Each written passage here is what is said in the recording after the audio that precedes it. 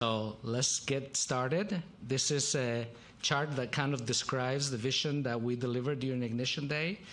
We envision the moon base to be hundreds of square miles with different assets, all building up to the objective of permanent lunar presence on the moon.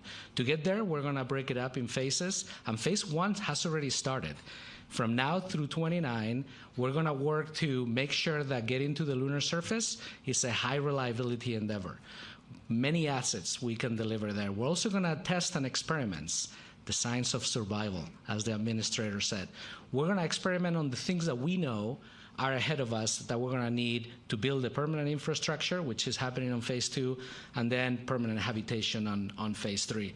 To do this, we're building and working on many different systems, from transportation to mobility, and we've broadcasted a pretty high cadence of missions that will help us to get there.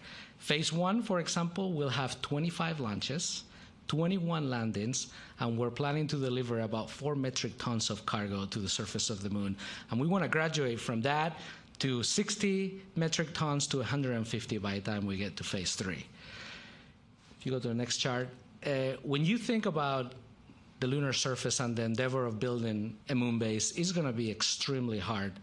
And it dawns on us every day how little we know of the lunar surface. We did the Apollo program, we've had lunar probe, we've had spacecraft, robotic spacecraft that have gone back to the moon, but we have explored very little. So we envision multiple assets. Those 21 landings is to deploy many types of assets in different areas where we have objectives for science, or we think it's a good place to develop the moon base. We're going to have landers, small and medium class. We're going to have constellations of satellites that will enable communication, navigation, pointing, observation. We're going to have rovers and LTVs. And also, we're going to have drones. So, to talk about all of those assets, we're ready to make the first major award. And that is, something we advertised during Ignition Day, is for the LTV delivery landers. Through CLIPS program, we requested task plans for delivery of one or multiple 1 metric ton class NASA payloads to the South Pole region.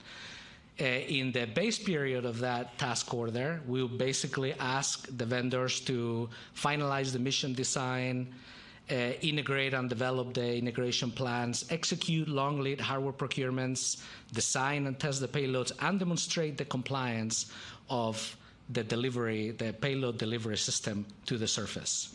Then in subsequent options, if everything goes well, they will build the lander spacecraft. So, the long-awaited moment for the delivery of all the LTV awards that we're going to announce today, NASA has selected Blue Origin.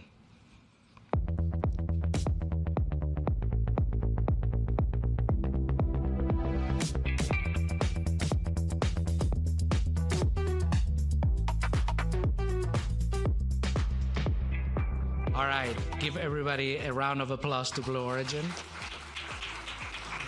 Congratulations.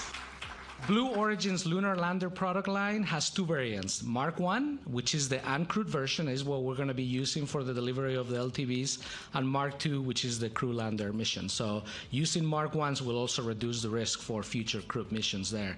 Mark 1 is the same type of vehicle as Endurance, which is featured in Moonbase 1, the first mission to the lunar surface. Mark 1 type of spacecraft is also going to deliver the Viper rover later in the fall of 2027. So congratulations, Blue Origin, and we are looking forward to this partnership to deliver the first lunar terrain vehicle as part of Moonbase program. Thank you very much, and congratulations.